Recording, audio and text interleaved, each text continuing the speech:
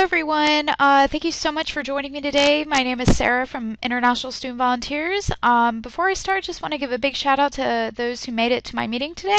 It was a pleasure meeting all of you. And those who couldn't make it, that's all right. I got a great presentation to share with you today. So the program that we have right now is Phillip Island, Australia, which is located off the coast of Melbourne, Victoria. It is 4,460 acres of land, home to many wildlife, including wallabies, kangaroos, koalas, and of course little tiny blue fairy penguins. So let's get started, shall we? So we do not have a definite date yet, but our programs run through May through August of next summer. And if you were not there at the meeting today, you can apply online at isvolunteers.org, and please use the promo code UNCCH. So who is ISV? We are the top 10 volunteer organization in the world by the U.S. State Department.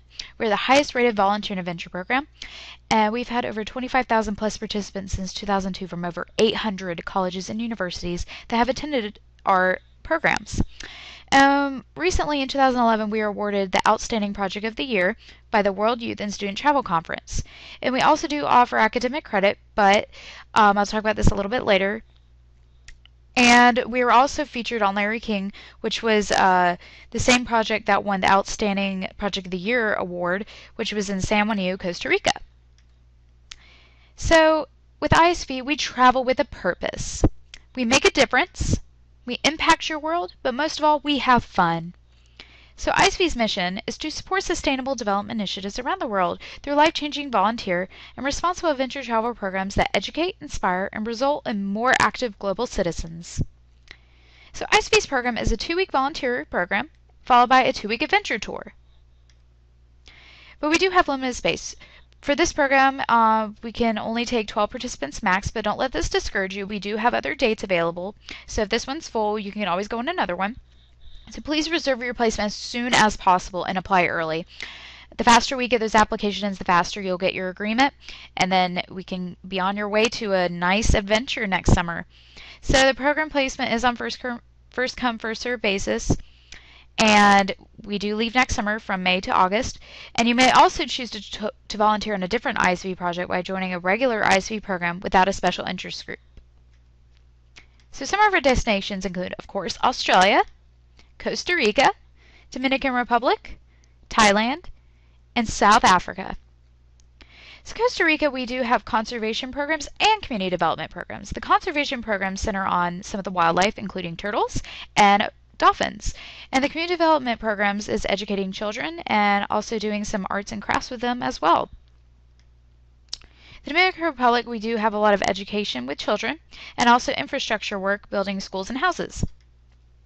And in South Africa, we have a lot of community development work and also wildlife park programs as well. And in Thailand, we have elephant nature park programs, also programs working with some of the refugees in Thailand. In Australia, it's all about conservation. So Australia is located right below Asia, and it's not only a continent, it is an island, a country, and a continent. Australia, or Aussie, is known as the Land Down Under. It is a rich indigenous culture dating back 60,000 plus years, and actually over 80% of Australians live on the coast. It is ecologically diverse as deserts, coral reefs, temperate and tropical rainforests, and alpine mountain regions, which actually when you go on the adventure tour, you'll be visiting a lot of these places, so it's really great that you get to see all of them. And it's one of the most mega diverse countries on the planet. It has 22 plus million people and a vibrant multicultural society. So once again, ISV's Australia program is 2 weeks volunteer, 2 weeks adventure tour. And here's some of our staff. The tall guy in the middle, his name is Simon Costain. He is the international marketing coordinator. And the woman on the bottom far right, that is Norel, and she is the international program director. Some great people. We have staff in every country we go to, so that's great if you need to get in contact with them. And safety is the safety in ISV is our number one priority. So we make sure that everything is squared away, everything is going smoothly, and all of our trips are are very organized, and you shouldn't have a problem wherever you go because we have exceptional staff like these guys here. So in Australia, we do environmental management, rainforest regeneration, a lot of tree planting, which is very, very important for Australia, track building, sustainable living, and of course the war on weeds. These fine people right here actually just removed some boxthorn trees, which are very dangerous to the native species of plant and trees that grow around the lakes and the farmland. These boxthorn trees are very dangerous and for the plants and the trees for the animals to eat. So getting rid of them is very important to ensure that the lives of these animals will last for a long time, like the kangaroos and the koalas. So getting rid of these weeds is very important, and you might be able to do that when you're there. We also do construction and maintenance, erosion and salinity control, habitat and wildlife surveys. You might get to see a few koalas, and wetland rehabilitation, and also habitat recovery. And we even work with endangered species management, like this little guy here. And of course, we have the wildlife and park management in Phillip Island, home to thousands of little tiny blue fairy penguins right here.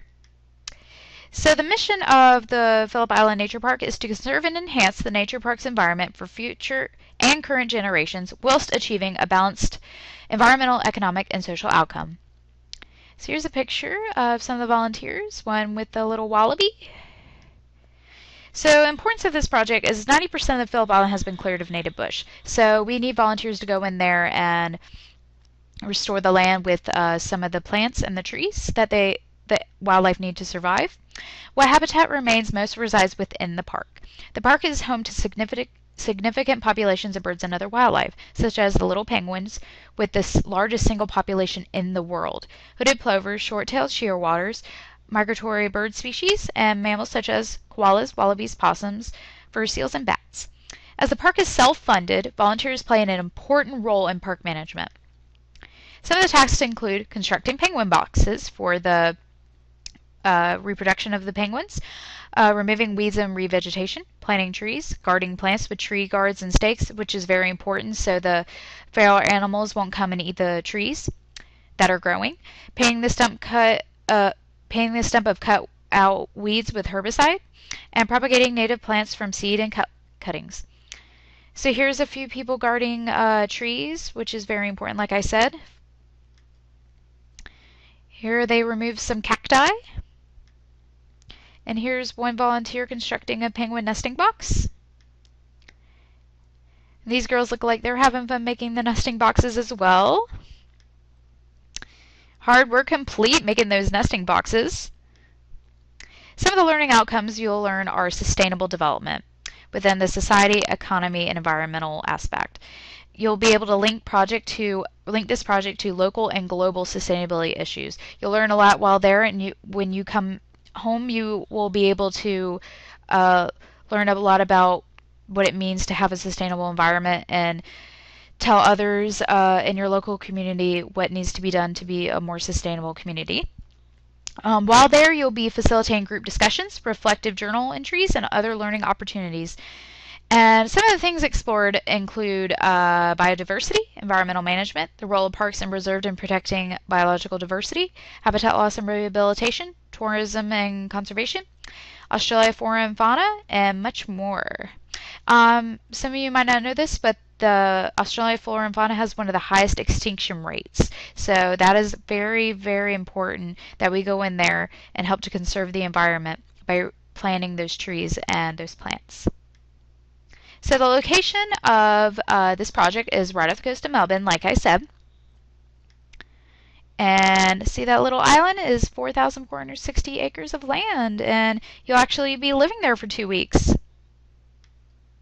Some of the highlights include you'll be working alongside knowledgeable and passionate park rangers. You'll be volunteering in one of the Victoria's prime natural attractions and get to see the penguin parade. This is when the penguins swim onto shore each night and rest, so you get to see them swim in. Is amazing. I've actually seen it myself.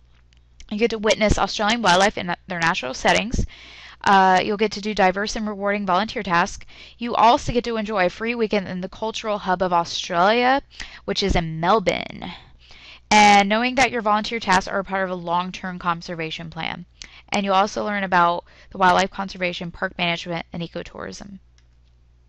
Here's a look at what you might eat on a typical day. Some veggies and maybe even some kangaroo, which, by the way, kangaroo is very good. Kangaroo in Australia is kind of like deer to Americans. They are very overpopulated. So unless you're vegetarian, yeah, I wouldn't eat the kangaroo. But if you aren't a vegetarian, I would highly recommend eating the kangaroo. When it's barbecued, it is delicious, and you'll very much enjoy it, and tell your friends when you come back home to go back to Australia and eat some kangaroo.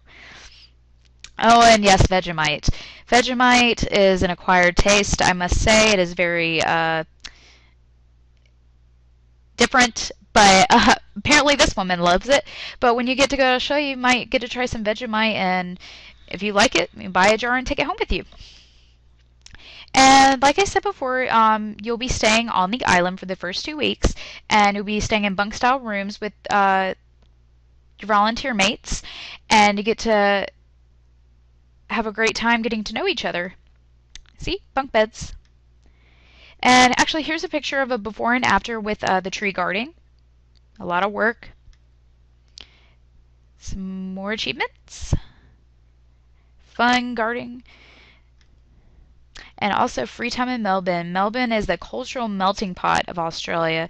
A lot of art, a lot of bars, a lot of shopping, cafes, and even you can even catch a rugby game while you're there. And now we're going to talk about the Adventure Tour. Oh my goodness, the Adventure Tour is jam-packed with adrenaline-filled activities. So let's get started. So the first day, you'll be arriving in Sydney. You'll get there fairly early in the evening, so you can go and catch a rugby game if you want, or just shop around and go over to the Sydney Opera House and view the sights. When I went there my first night, I actually did watch a rugby game, and it was pretty amazing. It felt like I was at a college football game, roaming the streets with my fellow comrades and shouting, "Go Dragons!" But yes, it was a great time. And day one, you're really in a great big city, and it's a big shock after being in Victoria for 2 weeks, but it's a great time. So the first whole day in Sydney is a free day, so you can go and visit some of the local areas, go shopping, go to a museum, go to Sydney's aquarium, and then that evening we'll be going a harbor cruise of in the area and get to see the Opera House and the Harbor Bridge, and you'll get some free hors d'oeuvres and some alcoholic beverages. And day 3 we'll be heading out of Sydney. First, we'll stop at the Featherdale Wildlife Park, which is like a mini zoo, and you'll get to see some kangaroos actually hopping around you, which is so exciting. And you might even get to take a picture with the koala.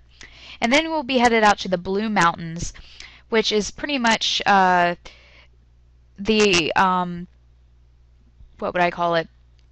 The Grand Canyon, but with a lot of trees. So it's a very green, kind of Grand Canyon-like area, and you'll get to do some rappelling or abseiling, which is so cool. I did it. I'm scared of heights, but I did it, and it was really great to get over that fear of heights and see how far you go down a huge cliff. It's great.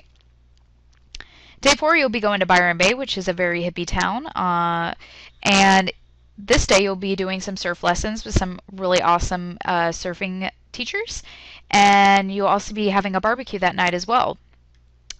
Day 5 is a free day, so you can go up to actually Cape Byron, the lighthouse right there, and you can also just relax on the beach that day and get a tan, or even do some ocean kayaking, which I did, and when I was out there in the ocean, I got to see some dolphins swim by me, so very open day. You can even, for extra cost, you could go skydiving or even bungee jumping. So day 6 is a full travel day. You'll be going from Byron Bay to Fraser Island, and Fraser Island is the it is the largest sand island in the world, home to 2 freshwater lakes. So the first full day at Fraser Island, you'll be going on an Indian head tour.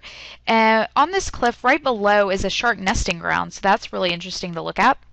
And out in the area, or out farther out in the ocean, you'll be able to see some whales, so it's a great whale watching spot. And also along the way to this Indian Head tour, you'll get to see the most photographed piece of rust, which is a ship. But it's a great photo op and an interesting part of the tour, I must say. So day 8 on Fraser Island, you'll get to go to Lake Wabi and Lake Birrabeen. And Lake Wabi is a nice, really, really nice lake, and it's surrounded by dunes, so it's a nice time to relax and take a swim and enjoy relaxation with friends. And then Lake Birrabeen has a really low pH level, so you can actually exfoliate your skin while there and also clean your jewelry. Day 9, you're going to Airlie Beach. Here you'll be doing ocean rafting, which is so much fun.